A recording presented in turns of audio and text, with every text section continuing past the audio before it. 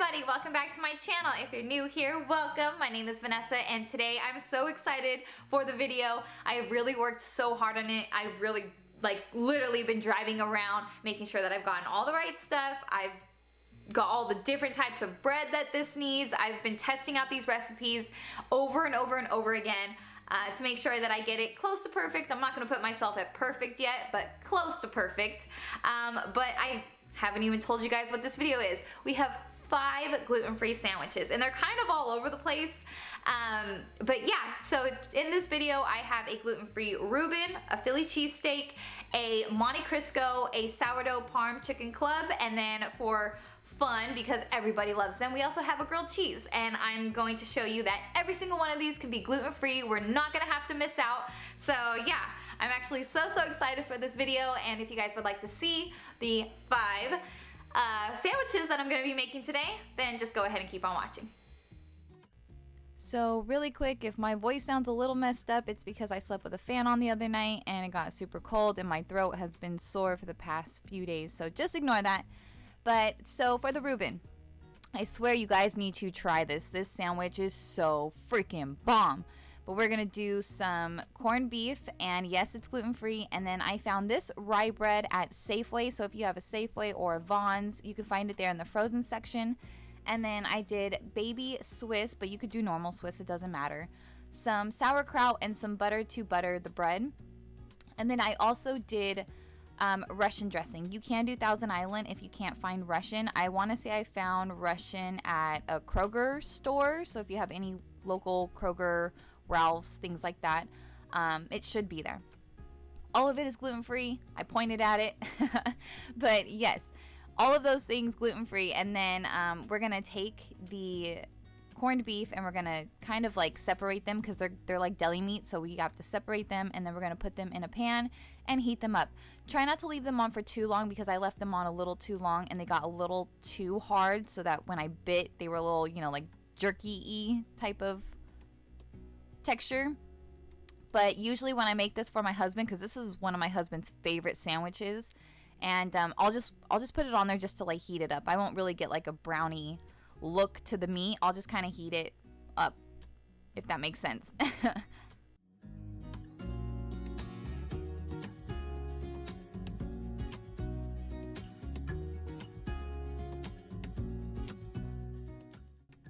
I apologize. I have to keep stopping to take a drink just to like clear my throat. So if you start to hear towards the end I'm like dwindling, you can hear it get more raspy. It's because it's like, okay, it's time for me to take a drink, clear my throat up a little bit. So then what we're going to do is we're going to add some butter to the rye, the gluten-free rye bread. We're going to do it kind of like how you would do like a grilled cheese. So it's going to be the same thing. You're going to butter one side. I put a little bit of butter on the other side because I did kind of crisp up the inside of the sandwich, but you don't have to do that. You can leave it as is if you'd like. But I buttered the outside and a little bit of the inside, and then I did a tiny bit on like a tiny bit of a grill on the inside, and then more of a grill on the outside. And then when it's like that, that's when we add all the toppings. So we're gonna add some Russian dressing, some Swiss cheese, some sauerkraut, and then we're gonna throw the corned beef on top of it. If you guys would like more of a melt to the cheese, I would add the cheese on one side of the bread and then the, you know, other side, like how I'm doing right now, the Russian dressing and the sauerkraut, then do that on the other side. Because this one, it didn't really melt because the dressing was cold. So I would recommend putting it on the other side. But that's it. Wham bam. It's done. It's over. And this meal is freaking delicious. I've honestly never had a Reuben before this meal, so I don't really have like a normal one to judge it off of. But for gluten-free, this thing was freaking amazing. I even had to make my husband the other day a double-decker one, like 2 sandwiches like put together. And this is like his new favorite sandwich. This is my new favorite sandwich. And I think it's so good. So if you guys haven't tried it, please try it. I promise you won't be disappointed. Gluten-free, you don't have to miss out on Reubens. This one is so freaking good.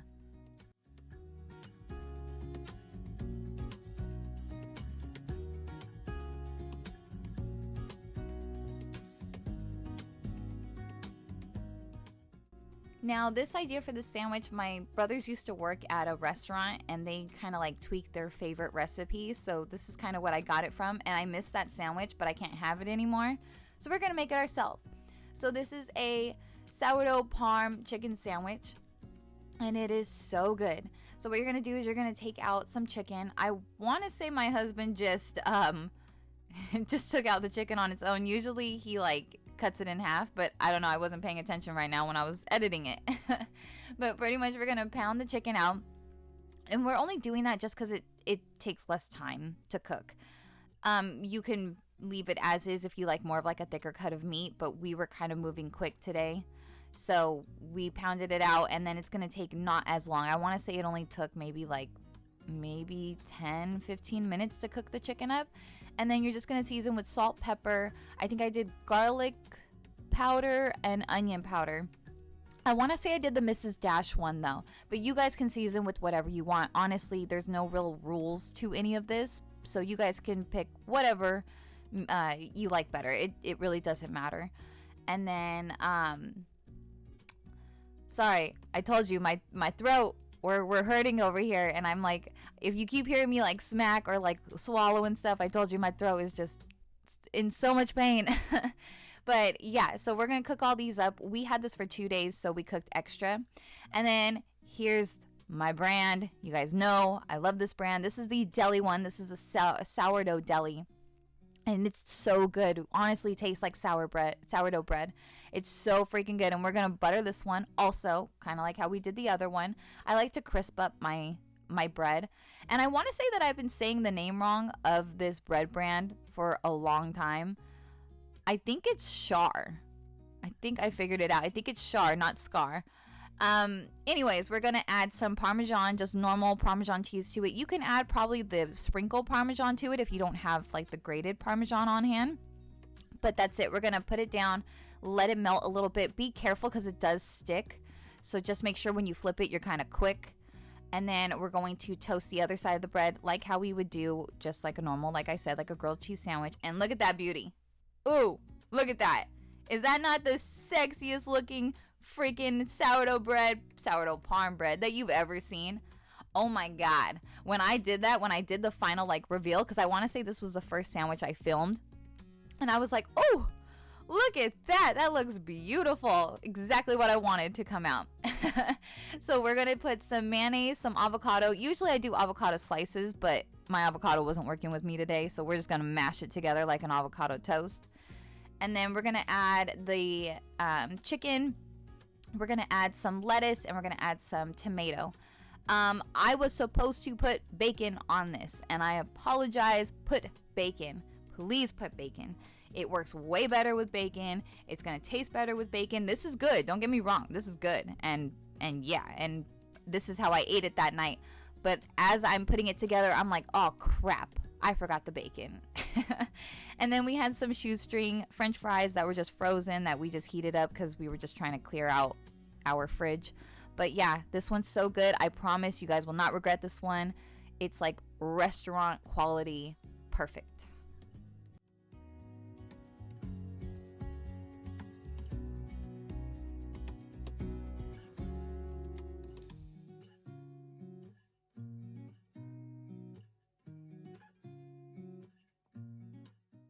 The oldie but goodie. This is my favorite. My husband's is the Reuben, which don't get me wrong, I love the Reuben, and I want to say it's my favorite, but I think it goes hand in hand with the Philly cheesesteak because I love this sandwich. And okay, so what we're gonna do is we're gonna start with the veggies. We're gonna do green bell pepper. You can honestly use whatever bell pepper you want. I don't think it really matters. And then we're gonna do some mushrooms, and we're gonna do some onions. I should have added avocado, or not avocado. Hello, we should have added jalapeno to it, but we didn't have it and I forgot it. So we're just gonna do just these three things, but I would also recommend, if you guys like a little bit of heat to it, some jalapeno would be great. We're gonna set that off to the side, and then with the meat, I want to say it was bottom round, and it's up to you guys on which ones you want. I think normal one is supposed to be chuck, but I'd have to look it up. But pretty much what I did was I threw it in the freezer for a little bit. That way it got firm so that when I cut it, it cut really easy. So I recommend throwing it into the freezer. Cut it shorter than this. I cut him in like halves. Cut it one more time. So cut it into like 3s, even 4s if you want it smaller. They were just a little too long for me. So like I would bite into the sandwich and like the whole piece would come out, and I'm not the biggest fan of stuff like that. So I would recommend cutting into like 3s, but if you guys like that type of thing, then cut it into 2s. But definitely throw it into the freezer. It helps a lot when it comes to cutting.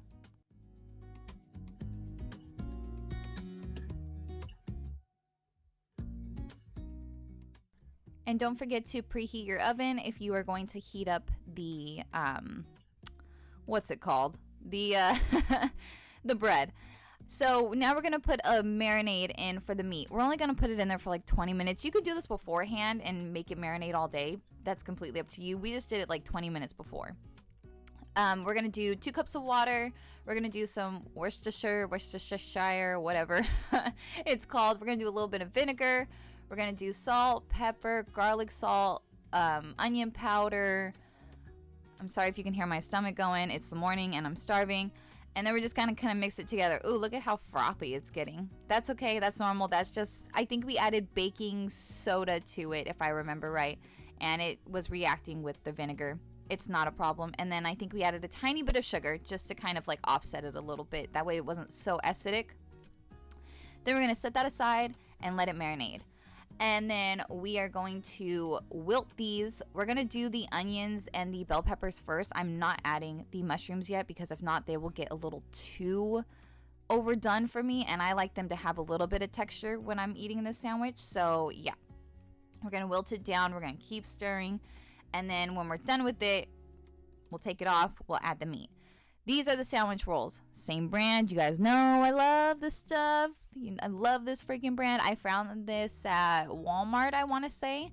But I know every store is different, and I know every place is different. So you just got to look around. If not, you guys can always order it online. But I'm hoping that I can give you kind of details on where I found it. Because where I live, we don't have a lot of grocery stores and stuff. So I'm hoping that I can give you a little advice to find where to find them.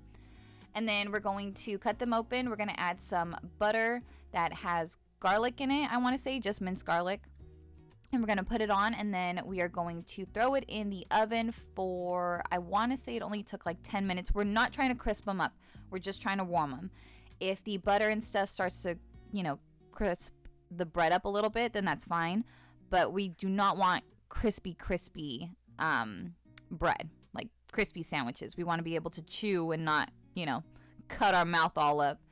Then we're going to remove the bell peppers and that whole mixture, and then we're going to add the meat. Be a little bit careful because it is a little watery, so I did have to drain out the rest of the liquid and then start cooking them again, but it's up to you. Then I just re-seasoned it.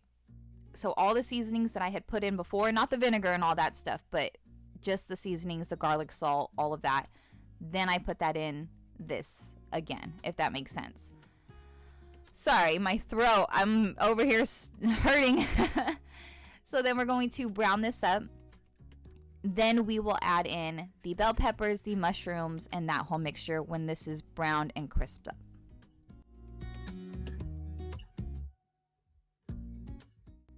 Now this was my bad on this one. I added the provolone to the mixture. Do not do this. I wanted it to be like how it is, like when you get it at like sandwich shops and stuff, where it's very cheesy and thick and all of that type of stuff, and it just didn't work out. As you can see, I'm having a hard time trying to melt all of this, so please put the provolone on the top unless you know how to melt it better. I didn't. This was my first time ever making a Philly. I would put it on top and let it melt. Like when I'm putting the sandwich down, let it just melt on its own, or throw it back in the oven and let it like melt in there, like how they do at the actual sandwich shops. That's just my personal preference. If you guys want to do it this way, feel free to, but recommendation from me, throw it on top. It works out a lot better. And it's a little bit more aesthetically pleasing. As you can see, I'm eating over the leftovers. But this is a sandwich. Like I said, I think it would look prettier if there was provolone on top melted, but this sandwich was so good. And I love Phillies, and I was so sad that I couldn't have them when I went gluten-free, but this works.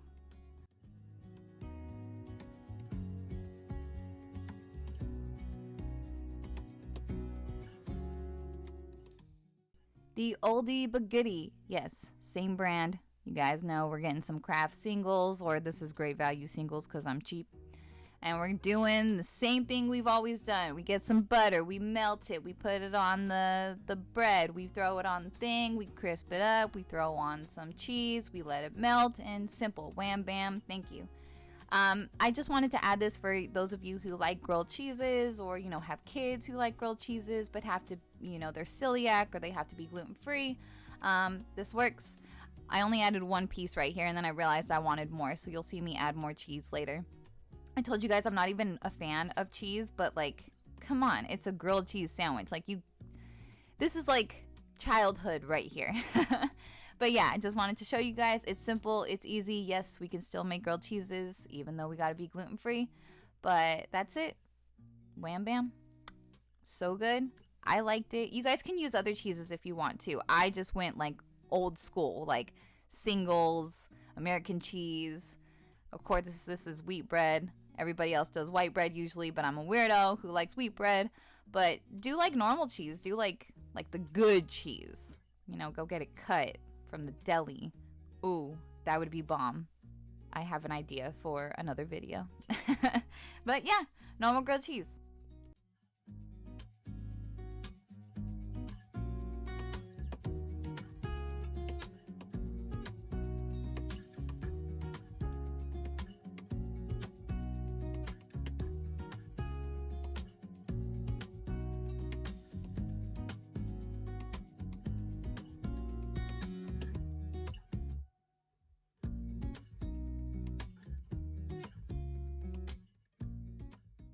And last but not least, the Monte Cristo. Crisco? I always say it wrong. So if I say it wrong throughout this entire video, I apologize. I always say it like the crap, the stuff that you like bake with, like Crisco, whatever. We're making this sandwich. So what we're gonna do is we're going to put mayo. Usually you're supposed to put mustard, but I made this for my husband today, so he didn't want mustard on it. We're gonna do some Swiss, we're gonna do some ham on one side, and we're gonna do some turkey on the other. Please be careful with your deli meats. Some of them are not gluten-free, so just be a little bit careful. And then if you guys have watched one of my what I eat in a day videos, which I'll link hopefully above this one or link it down below, I make French toast, and this is going to be the exact same recipe. So I'll link that way you guys can get all the ingredients over in that video, and we're just gonna kind of twist around the mixture. That's it. We're just gonna keep twisting. You're supposed to actually, I want to say deep fry this or pan fry this, but we're just gonna kind of hook it up, if that makes sense. We're just gonna kind of like do it on the pan, not actually fry it in oil. But that's it. We're just gonna let the bread soak up, and then we're just going to do like how we would do a normal French toast. I'm sorry that you keep seeing me adjust the focus. I told you guys my lighting is horrible. But yeah, that's it. It's pretty much like, I want to say like 5 minutes or maybe even less than that on each side. And then we're going to dust it with some powdered sugar, and then you can have it with either jelly or, I want to say my husband did syrup. But yeah, this is a good breakfast sandwich. I wanted to show you guys another breakfast sandwich that we do, and this one is super, super good. But yeah, go ahead and give this one a try, and I'm not gonna say the name because I keep messing it up, but it's this one. All of them gluten-free. I hope you guys enjoyed this video. I have an outro coming out right now, but yes, give this a try. Good breakfast sandwich.